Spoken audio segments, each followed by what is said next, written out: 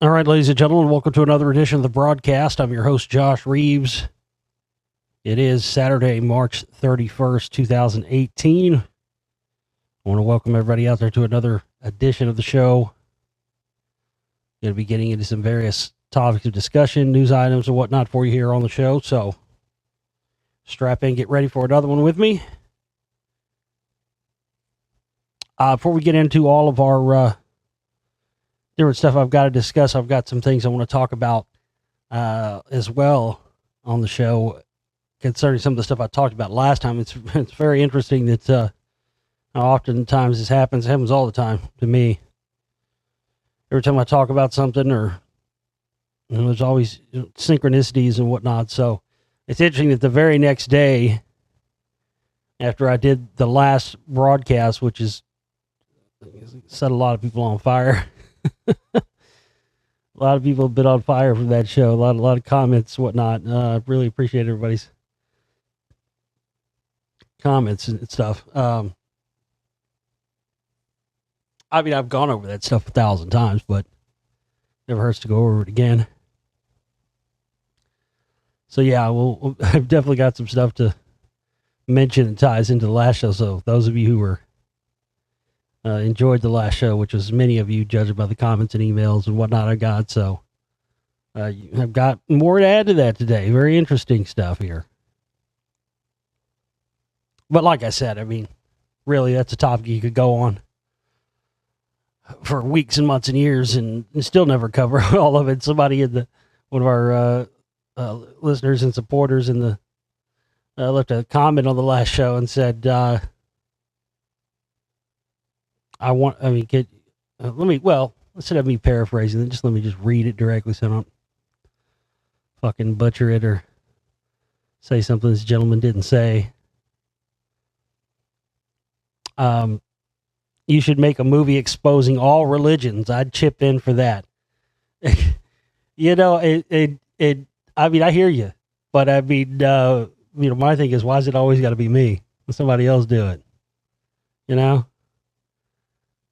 I don't have the time or the budget to do something like. I mean, literally, you had. I was not joking in my comment. Where my response back to him was, "Sorry, not going to happen.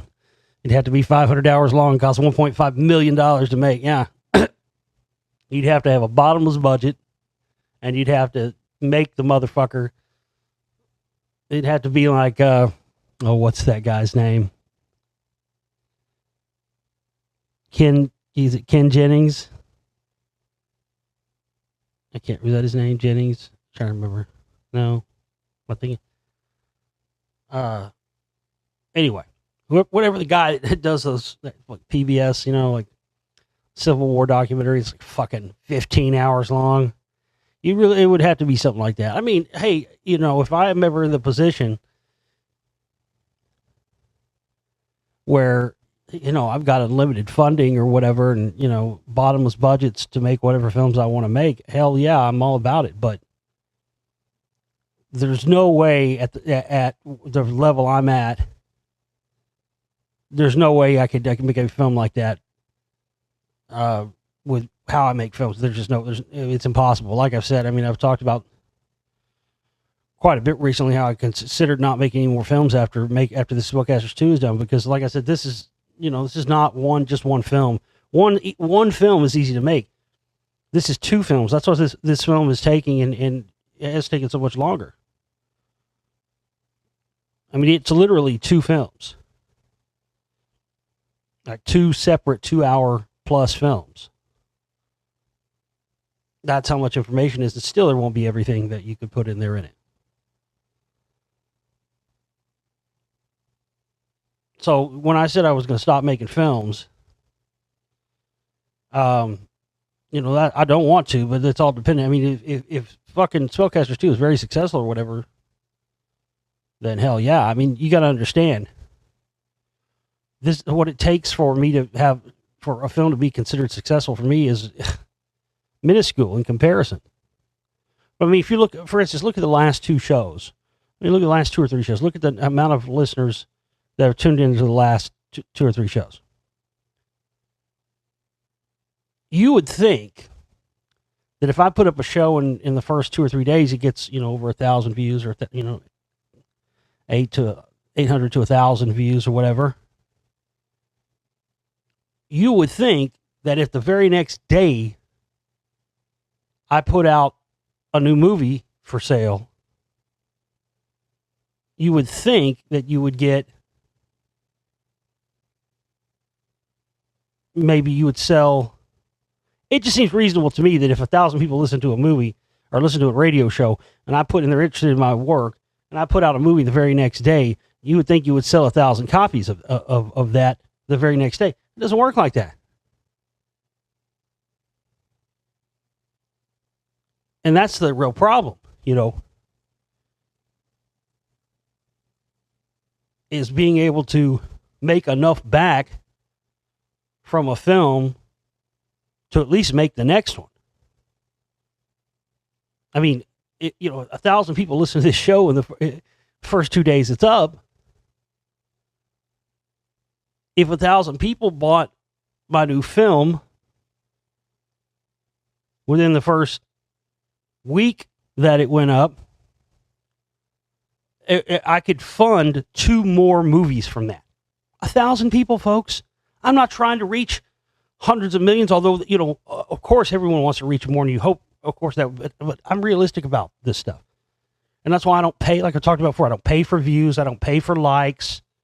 I don't do any of that shit.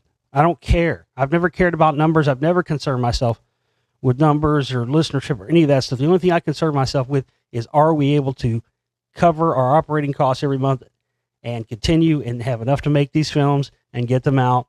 That's it, man.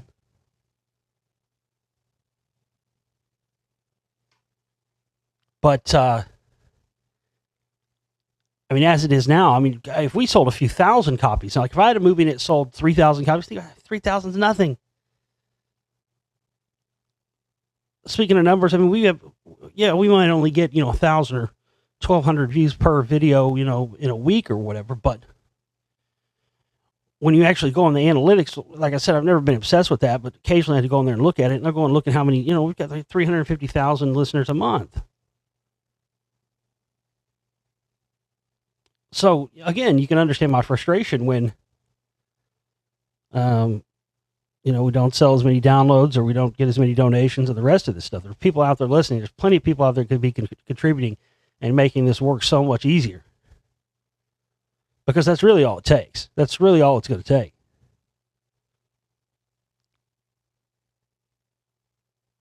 But it's just, you can't even imagine, like, if I sold 10,000 copies or 20,000 copies or 100,000, that would be completely and total, utterly fucking game changing. I could fund movies for decades off that, Like I said, we sell 1,000 copies. I'm confident honestly, this Spellcasters 2 is going to be so good. But again, it costs money to promote. I never have money to promote these films anyway. I only, the only promotion that ever gets done for them is word of mouth and interviews I do on radio shows and stuff like that,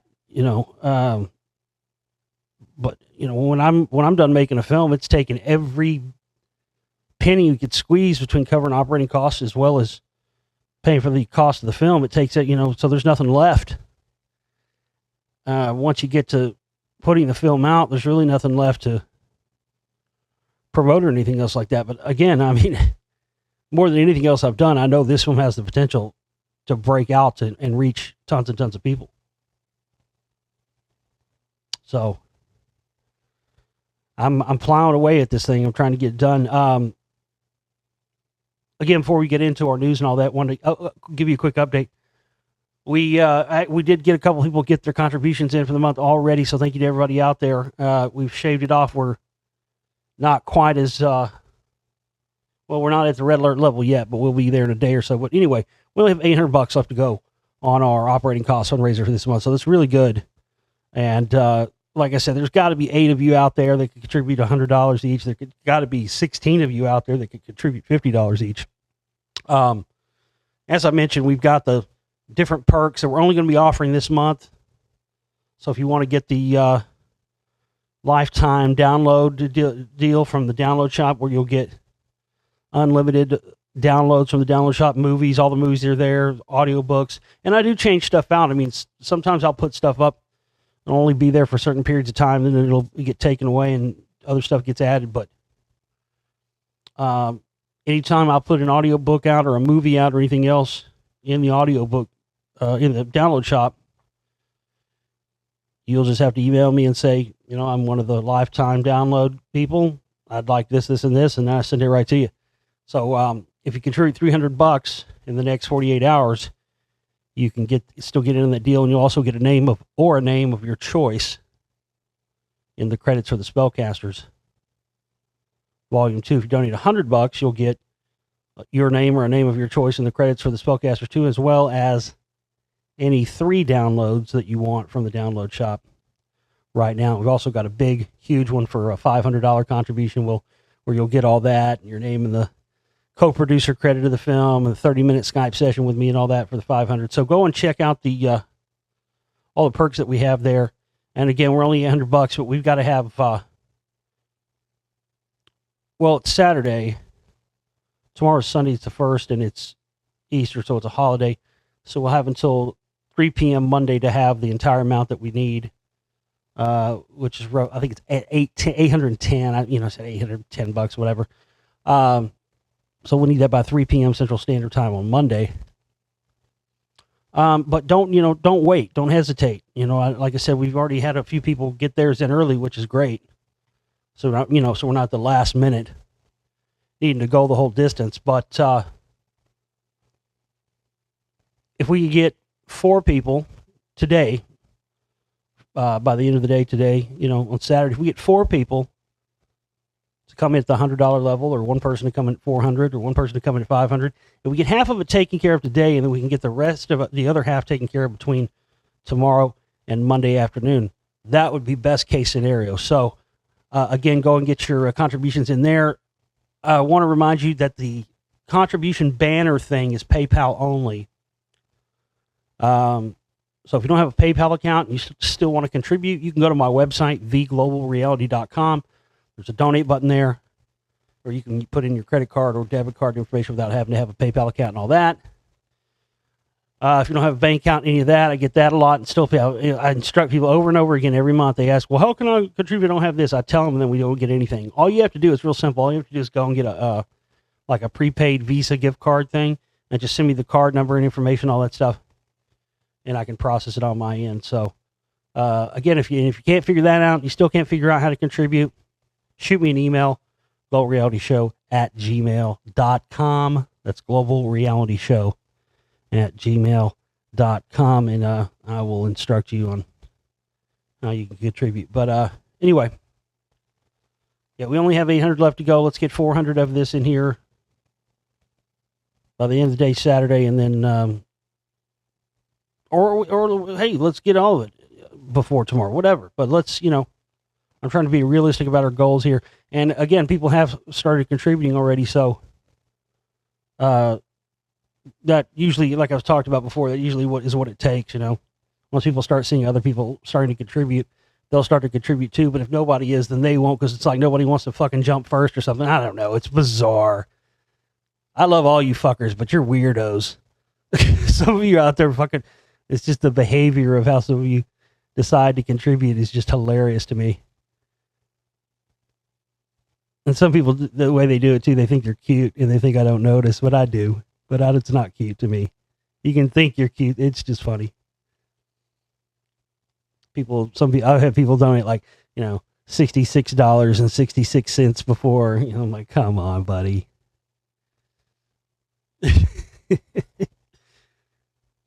It's just fucking funny.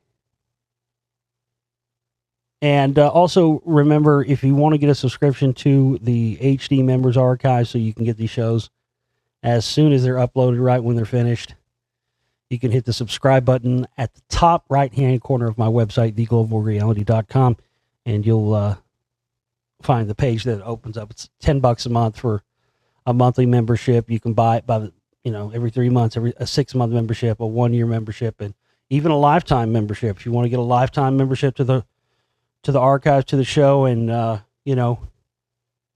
never have to worry about not getting my broadcast and my show again. $500 will get you a lifetime membership. And I'll tell you what, I'll do this since it's a holiday and whatnot. I don't fucking practice. That's what I've done this many times. I don't think I'm going to do this year, but I've done a lot of Easter type shows where I've talked about the pagan origins of Easter. I mean, it's big old fucking, well, it even goes back farther than that, Babylonians, Ostara, fucking pagan fertility rituals, but it was much cooler back in the day. I mean, they were fucking drinking hemp beer and fucking, the chocolate has to do with, MAO inhibitors and hallucinogens. These motherfuckers were eating mushrooms and drinking fucking hemp beer and fucking just banging nonstop. And somehow, just like anything that starts out cool, somebody's turned it into a clusterfuck sandwich with the fucking death, resurrection of Christ and all this shit. Well, I mean, it wasn't about that. Listen, the Christians stole that shit lock, stock, and barrel from the pagans. It's not enough for argument. It's a fact. And then declared all that stuff to be evil and the rest of it. But I tell you what, here's what we're going to do. I know we get new listeners stuff all the time and haven't done anything like this in a while. So again, if you want to get a membership to the archive, very soon I'm not going to be putting complete shows up on YouTube anymore. So I'm saying this now to kind of give everybody fair warning to get archive memberships and whatnot, so you can stay current with the complete shows and all the stuff that we'll be talking about. And the shows will begin to get longer as well once I'm done with Spellcasters Volume 2 and that's out and all that stuff. So just as a further little, treat to get you to support our work until Monday at 3 p.m., here's what we're going to offer. If you go to my website, theglobalreality.com, and you hit that subscribe button in the top right-hand corner, it opens up the page and takes you where you can find all of the different pricing for the HD members archives for the show. And there's tons of shows in there as well, to check out. You'll see all the different packages that we have there when you click on. I'll just do it right now. I'm here. Yeah, top right hand corner, it says Radio Archives and it says subscribe. Click that. Lifetime membership, $500. It says $500 for 12 months. That's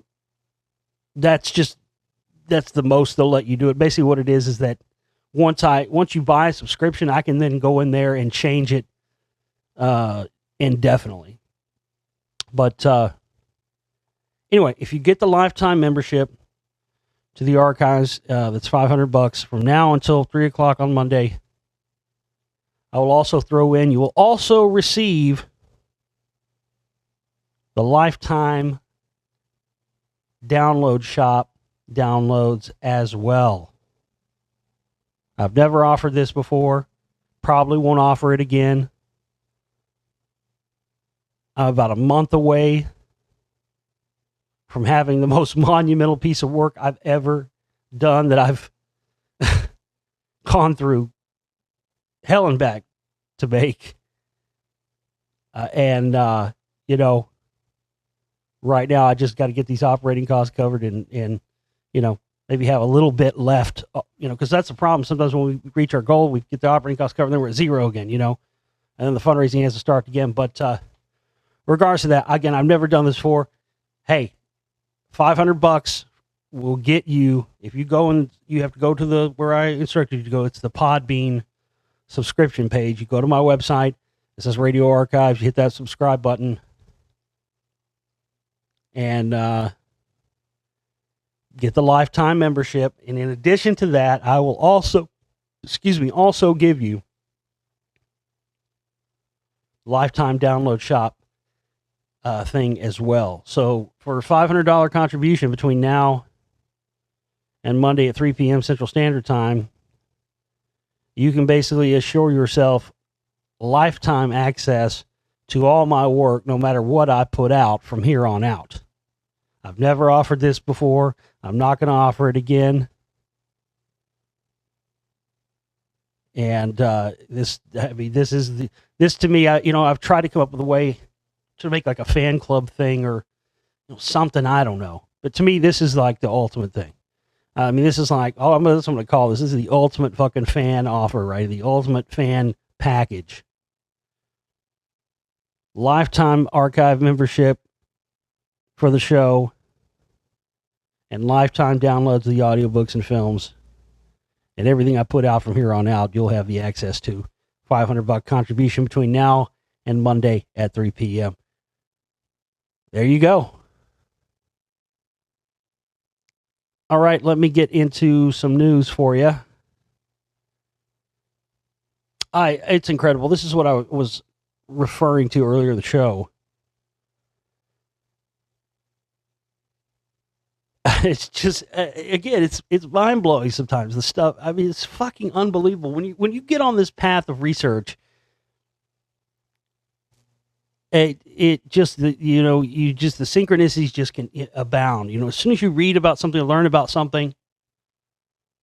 Like when I've talked about this before. And I know I've told this story before, but I got to tell it again. When I first started researching the CMP, the Council for National Policy, when I first found out about that, my first week of radio, it was literally the third show I ever did. I interviewed Peter Dale Scott, and we were talking about the CFR Trilateral Commission, just standard run of the mill fucking truther stuff at that time, and he piped up with, well, those groups really don't have the power they have anymore. They're not as powerful as people think they are. And he starts talking about the CMP and Council for National Policy, and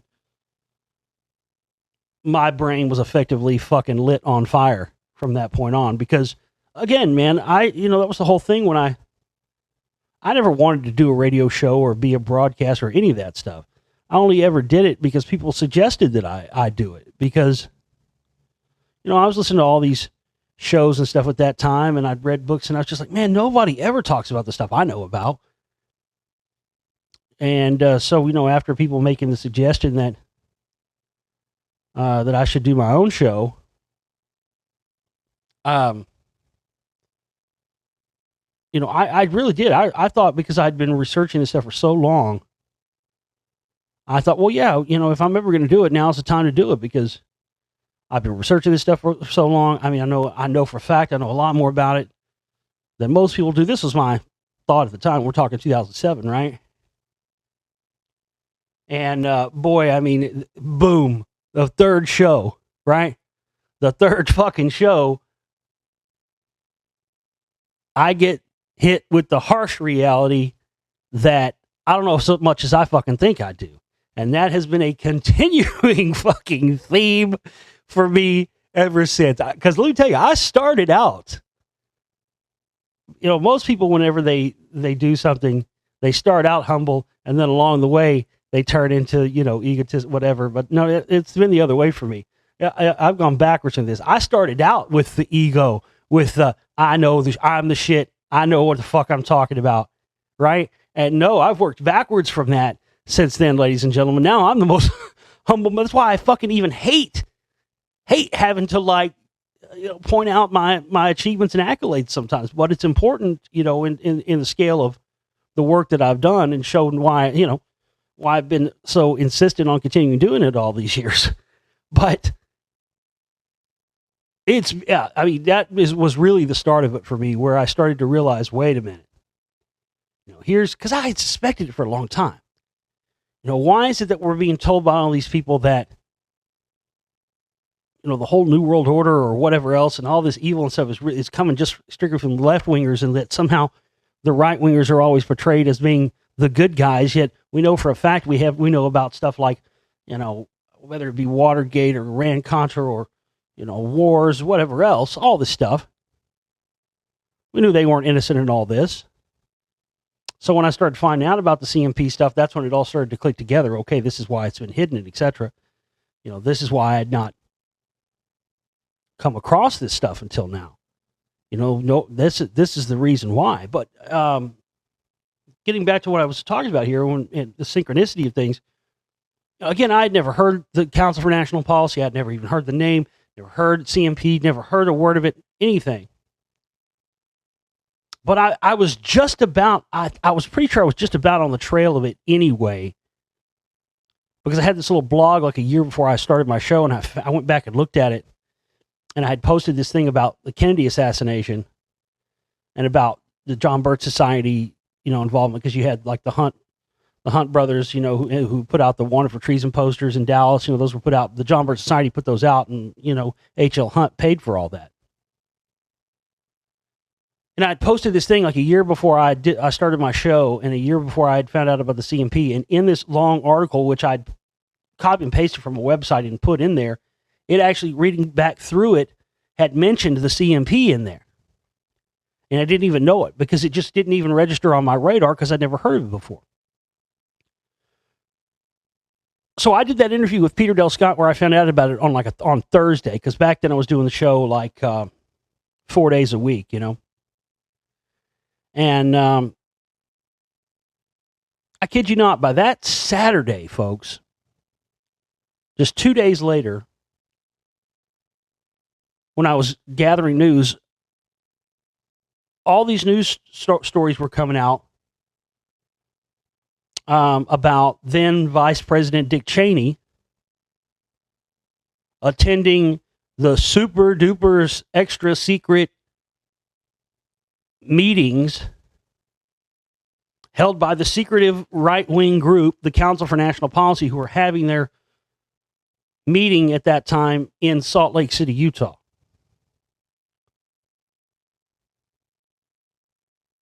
And it just kept popping up and popping. It was like, literally, and that happens. That's when you know you're on a path of synchronicity.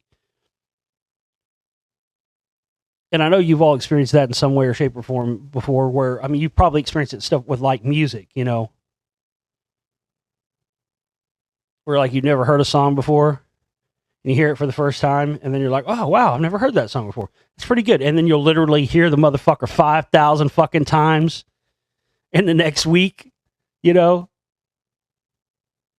how it was. I'd never even heard about this Council for National Policy, the CMP thing, but as soon as the light bulb went off, as soon as it clicked, it started to appear everywhere. I've seen people have that same experience with chemtrails. And I had it as well. It's like, I've always looked at the sky my entire life. I've always been a sky watcher, and since I was a young kid and everything else. But it wasn't until I first started hearing about chemtrails in about 1999, 2000, something like that. And it was like, again, it was the same thing. It was like a switch going on. It was like, I know for a fact I'd probably seen those things a million times, but it wasn't until they were pointed out to me that I went, oh my God, and then I've didn't see them ever again after that. So, on the previous show that I did, where I was talking about, there was a lot of stuff. But one of the specific things in that I was discussing was, this whole idea of, how we've been lied to by religions concerning the afterlife, and what happens when the, spiritual, etherical energy, also referred to commonly as the soul, exits the material physical body. And I talk specifically about, people being lied to about this ability, and all the secret societies knowing about the way to be able to train yourself during your lifetime to transcend. That's what all the ancient mysteries you see, all the stuff with the Egyptians, all of it. The Rosicrucians, on and on and on, man. Hell, really, Scientology is the same way as well. It's another hijacking of that. They make you sign these fucking billion-year contracts and shit. People laugh at that because it seems ridiculous, and it is ridiculous, but it's not a joke. They know about the soul and all this. I mean, it's a soul contract is what it is. People have talked a lot about soul contracts. That's what that is. It's a soul contract. And I mentioned the Tibetan Book of the Dead. You know what's fascinating about that? You know, if there's nothing to that whole thing of, and I believe there 100% is, but for people that don't believe that there's something to this whole thing about understanding what you encounter, what you experience upon death, and being able to learn in this existence, in this lifetime, and carry it with you, the ability to not go that same route of misery and sorrow and reincarnating back down onto earth and these other realms and transcending into other levels and realms of existence.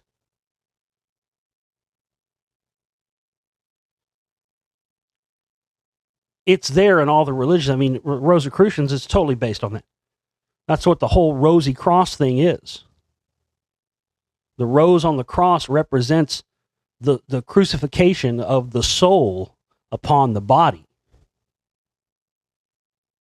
because that's what it is. It's we're spiritual beings who are trapped in these material bodies, and we are not being allowed to have the information and the knowledge. That's being held in the hands of only a small amount of people for us to be able to have the ability to transcend that. But in that Tibetan Book of the Dead, what's interesting about this, the basis of the whole thing, this is what's interesting about it. If when you're dead, like some people believe. It's interesting that the Tibetan Book of the Dead, specifically, you're supposed to read it over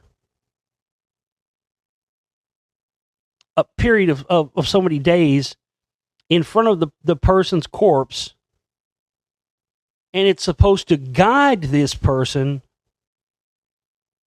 away from the things that you experience and see after death that are put there. We don't really know who they're put there by, but are there in order to fill you with fear and anxiety, so you immediately go into, whatever, the white light portal or whatever, and come back down and reincarnate on Earth. And like I said, I've read the Tibetan Book of the Dead myself. It's something that you should read yourself. People have asked me to do book readings of it before, and it's impossible. It's not that kind of a thing. You can't, it's not supposed to be read aloud like that and just read. It's supposed to be read aloud to a body or something, a dead person. But reading it on your own, I highly suggest that. But yeah, I mean, according to all this, and the Tibetan Book of the Dead is not the only place. I mean, there's the Egyptian Book of the Dead, and there's other different religions. I get into some of this in the Lost Secrets, because I found this stuff in connection with my research into the various ancient stuff that I cover, the ancient sites in Lost Secrets of Ancient America. But this whole thing of these different things that you encounter, like stuff that's described almost as monsters, that because of what you experience and what you believe in your life, when you encounter these things after death, you believe they're real. And so they're, basically that's what scares you into reincarnating. The Tibetan Book of the Dead is all about training the mind and training the spirit to identify these things as being illusions and not having any power over you, and being able to know this as you encounter these things in different stages after death, and that this is how one is able to keep themselves from, I think they call it samsara or something like that, Maya, type thing, the illusion. And this is supposed to keep you from reincarnating back down into this plane again. So after learning about this, it really started to give me a lot of thoughts on the whole thing because it seems like there's a lot of stuff that's talked about that, And all the religions that have their different take on it. I mean, the whole thing with the the Muslims and the 10,000 virgins and all this stuff, or whatever it is. I believe, based on the research, and again, the whole Tibetan Book of the Dead is based on this, that these after death states that have been described as heaven or hell, I think these are it's very difficult. I'm sorry. It's very difficult to put this into words because I can understand it absolutely in my mind, but to be able to put this into words and explain this, because it's really, and I think maybe that's why we've been tricked so much with this, because it is difficult to put it into words and to make people understand it. But I think there's something to the idea that where the soul goes immediately after death has something largely to do with the power of suggestion, and how, I mean, there's no question that the power of manifestation is absolutely positively real. If enough people believe in something, it's kind of like the Stay Puft Marshmallow Man theory, if enough people believed the Stay Puft Marshmallow Man was real, you get enough power in your mind to make that manifest. And it really does appear, after studying religions for so many years, is that just like the Tibetan Book of the Dead talks about,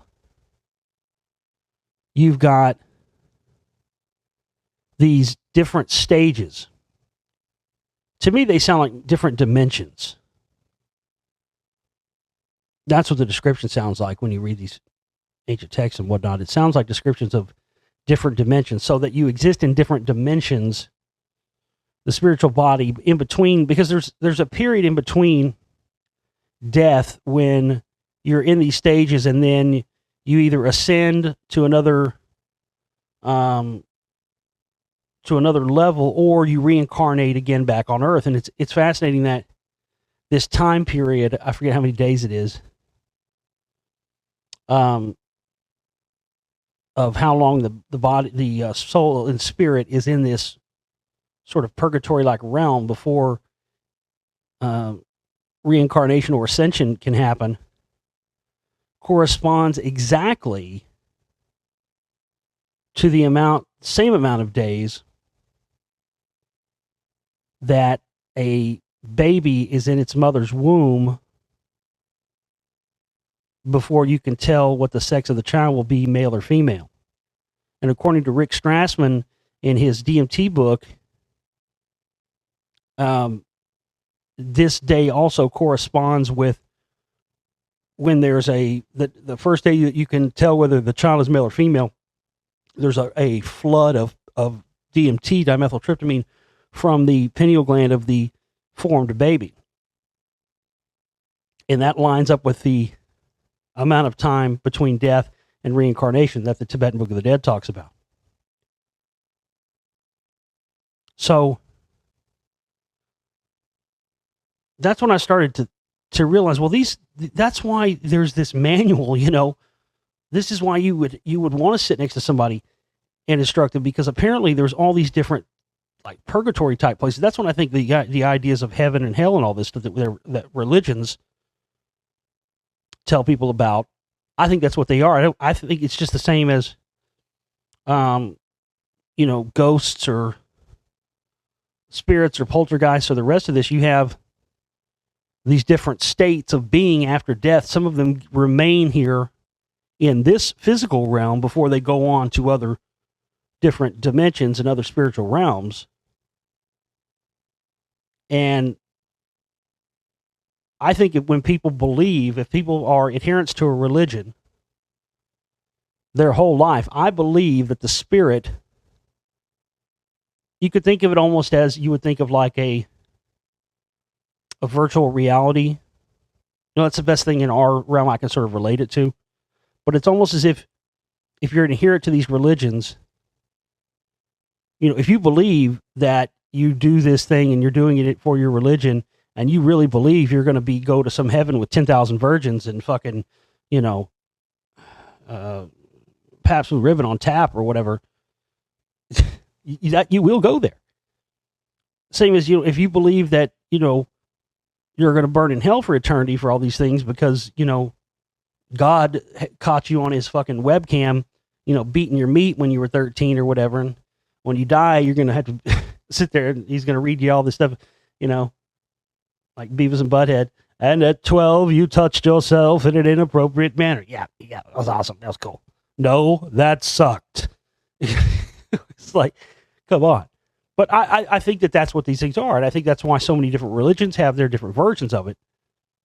Is because they are trying to make people believe these things. So this is where the soul goes to this sort of purgatory for a period of time before it either reincarnates or stays in there, or ascends or goes to another level. So you can imagine my shock when the very next day after I did that last show, the show before this one, this article comes out. Pope Francis says there is no hell.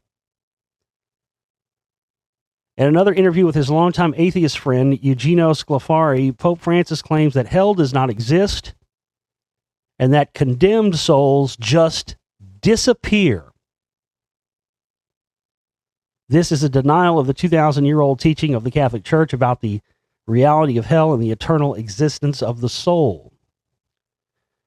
The interview between Sclafari and the Pope was published March 28, 2018 in La Repubblica. The relevant section on hell was translated by the highly respected weblog Rorty Cali. The interview is headlined "The Pope, It's an Honor to be Called Revolutionary." Sclafari says to the Pope, "Your Holiness, in our previous meeting, you told me that our species will disappear at a certain moment and that God, still out of his creative force, will create new species. You have never spoken to me about the souls who died in sin and will go to hell to suffer it for eternity. You have, however, spoken to me of good souls, admitted to the contemplation of God, but what about the bad souls? Where are they punished?" Pope Francis says, quote, "They are not punished.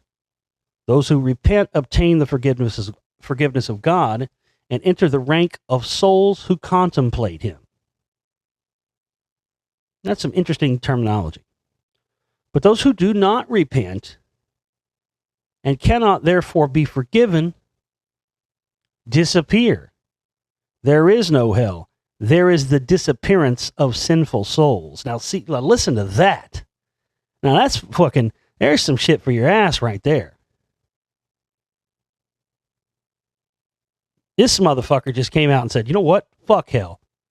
No, there ain't no. We just told your ass that to make you feel better about that when you die and you did bad shit and you didn't repent, that you'd go somewhere. No, motherfucker, your ass ain't going no place. In fact, you ain't even going to exist anymore. There's not even going to be a way for you to even reincarnate anymore. And this is literally the day after I did that last show, folks, and all that stuff I talked about. And that's fucking immediately, man, I was like, fuck, this was what I was just talking about. This is what I was just trying to make people understand. I mean, how many thousands of years? How long has this been around? How long have they preached hellfire and brimstone and all this? All of a sudden, they're offering up new information. This is new. So your ass just... Again, I think this is, in my opinion, this is all a part of that same thing. This is trying to get people to believe of these afterlife scenarios so that the power of your mind and the power of the mind that exists in the spirit, in the soul, because, believe me, there's two, for a fact, you've experienced this, there's two different, you have your brain and then you have whatever the mind is that's within your soul that operates in tandem with your brain. The stuff, that's where the stuff like intuition and stuff comes from. That's not from your brain. That's stuff that's coming from your spirit. So this motherfucker's just talking about, no, you just poof, you evaporate. You're gone. You ever seen, there was that, it came out like 2001, I think. It was that, didn't really have anything to do with, it was named after the video games. None of the video games I played were ever anything like that movie. It was very odd. They had the Final Fantasy movie that came out. And you had these fucking creatures, you know, they would like, you would see it like, literally, it would rip in, it would like, they were etherical energy beings. And they wouldn't just kill you. They would reach inside of your physical body and pull your soul out, right? They were soul eaters. They would pull your soul out and then eat your soul. And there's been talk about these type of things existing outside of the atmosphere of Earth. And being out, I mean, you can find very little about this stuff, but I've heard these different mentions of this and stuff, different stories through the years. And also, when you look at a lot of the, a lot of the ancient artwork and stuff, specifically with the Egyptians and whatnot, there's all kinds of stuff about, because people have talked about that too. You know, people have, speculated about the relationship of the sun, because there's so much sun worship and whatnot within all ancient religions, and the correlation between Christianity and the sun, S-O-N, and the sun, S-U-N, of course, as everybody knows.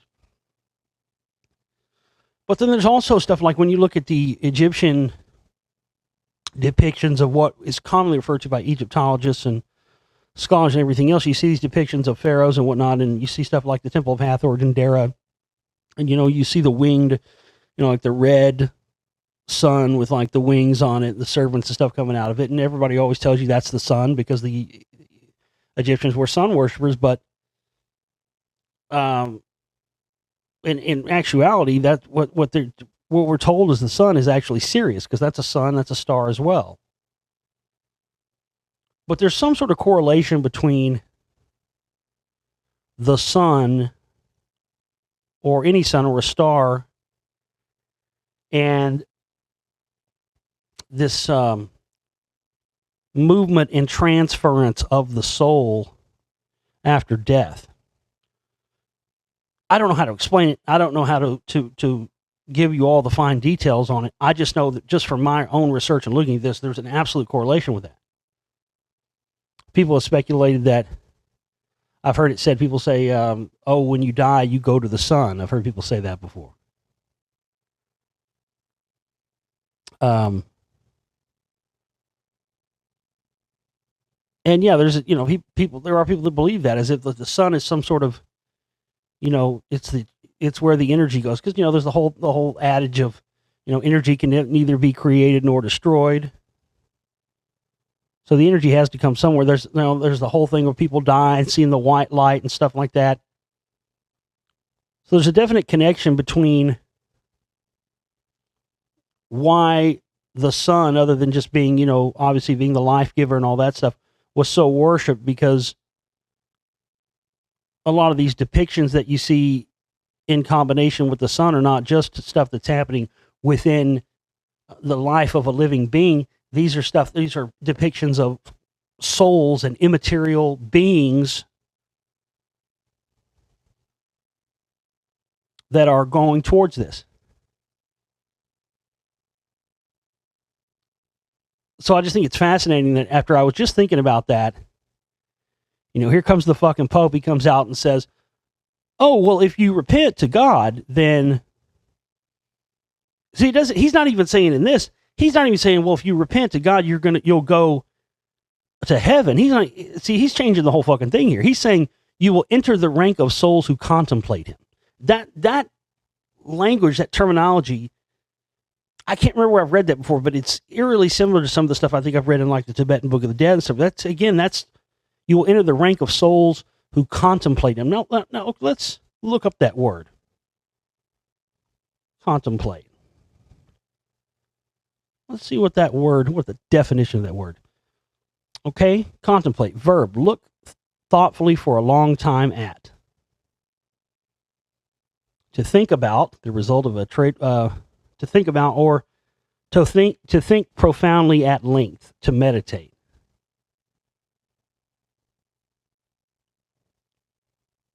So the question that was put forward to him was, you have, however, spoken to me of good souls, admitted to the contemplation of God. So what these good souls who admit and repent, again, this sounds like another purgatory type place. This is what set me on fire about this, because I was just talking about this in the last show. This idea of them being the controllers of where the spirit goes after death and trying to control that and keeping the knowledge of that, of how to transcend that to just to themselves. Again, the Freemasons, Rosicrucians, on and on and on. All the ancient mystery religions. Obviously, the Scientologists know about this. They're making motherfuckers sign billion-year contracts. They obviously know that the soul ain't done.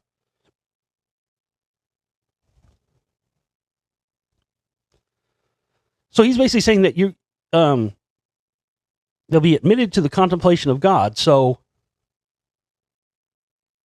a place where you will sit morosely contemplating. That's what it says contemplate means, to think profoundly at length and meditate. So basically, you're going to kind of be in a purgatory land, a spiritual purgatory land, where you'll just be basically worshiping whoever this mysterious God is that says, don't put any God, that I'm the one and only, the Alpha and Omega, the one and only true God, but don't put any other gods before me. Now, wait a minute. That's a contradiction too fucking, too mega to overlook. I'm sorry. That's too contradictory. You just said, I'm the one, the only, the Alpha and Omega, put no other gods before you. Now, wait a second. So basically, if you repent, according to the Pope, you will be admitted to the contemplation of God. Basically, where for all eternity, your soul will be in this place worshiping whoever this God person is. But if you don't, well, then your ass just disappears. Poof, and be gone.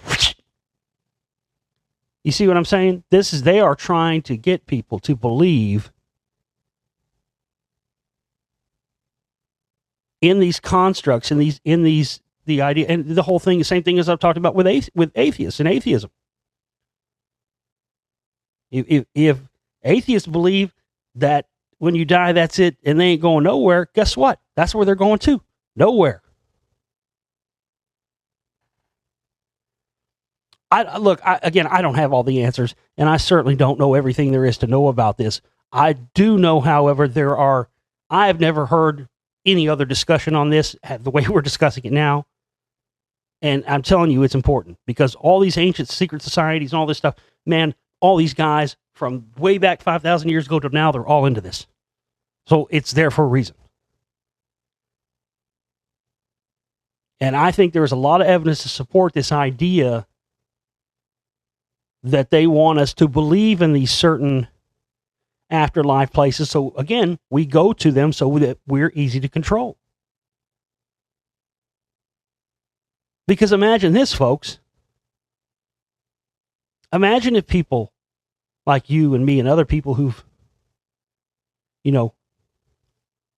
wanted to fight these bastards and wanted to keep this stuff from happening. Imagine if those of us that wake up to this stuff in our lifetimes are able to figure out how to reincarnate and reincarnate at will, and we start figuring out how to reincarnate at will to defeat these guys. That's the goddamn fucking scenario they're scared to death of. That's why there's so much emphasis put on all these other distractionary issues and everything else so that we don't figure this out. I'm telling you, folks, that's what they don't want to happen. Boy, it's again, I don't have all the answers on this, and I don't have all the most eloquent ways to be able to explain this to make you understand it. But I do know enough about this stuff and how long I've researched it to know that this whole idea of you And again, the Tibetan Book of the Dead is thousands of years old. And it just coincidentally happened to be accurate with what I told you about earlier, with that amount of time between, when a spirit leaves the body and when it can inhabit a new body on earth. And it just happens to be the same amount of time between when a child is formed and when you can first start to tell whether it's male or female. And this flush of DMT that enters the body from the pineal gland that's been called basically white light juice, because that's what happens when you take DMT. I mean, you're essentially you're having that white light experience, but still having it while you're alive. So I was thinking about that, and sure enough, with the synchronicities abounding yet again, right after I saw that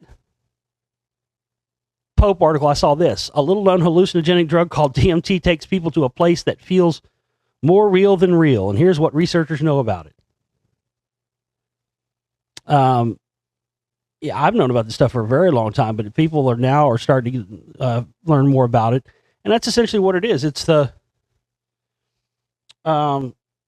if you don't know, DMT is the most powerful hallucinogenic substance found on Earth, and it's found in just about every living thing. In fact, it's more interesting the things it isn't found in than the things it is found in. I mean, it's found in Bermuda grass. You can synthesize it out of Bermuda grass.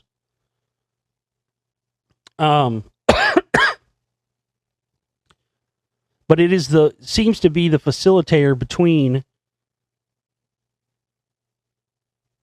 physical and non-physical spiritual states within living things.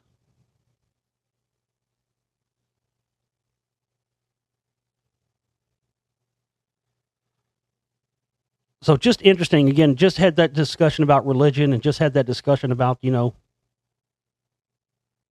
not coming back down and reincarnating back down into this misery again. But again, you've heard my Emerald Tablets of Thoth thing. That's what that whole thing was about. That's why you had, and I didn't really iterate as much last time on this, but that's why I mentioned last time when you had, Jesus and Quetzalcoatl and Enki and Viracocha and all these different things, and they were essentially all, because you had stuff in South America. You had Viracocha and these guys appearing they could walk on water, all the same stuff, very similar. Quetzalcoatl, the same thing. I mean, the descriptions fit the descriptions of Jesus almost to a T. And then again, if you heard my reading of the Emerald Tablets of Thoth, that's what he's talking about. That's essentially what it is the ability to be able to be conscious about your various incarnations and incarnating in specific places at will. Unending through time. Infinitely. That's why nobody is getting anywhere. Everybody's waiting for, somebody to come up with a warp drive or no. Those aren't the ways we're ever going to transcend space and time and travel long distances. Only when we understand the true relationship between the spiritual and the physical and learn how to control that will that happen. All right, folks. I'm going to leave it there for you today. Again, we're only $800 away from our goal here. So start getting your contributions in now and go back and listen to the stuff I discussed with all the deals that we're offering right now back at the beginning of the show. I love you guys. TheGlobalReality.com. We'll see you next time. Take care.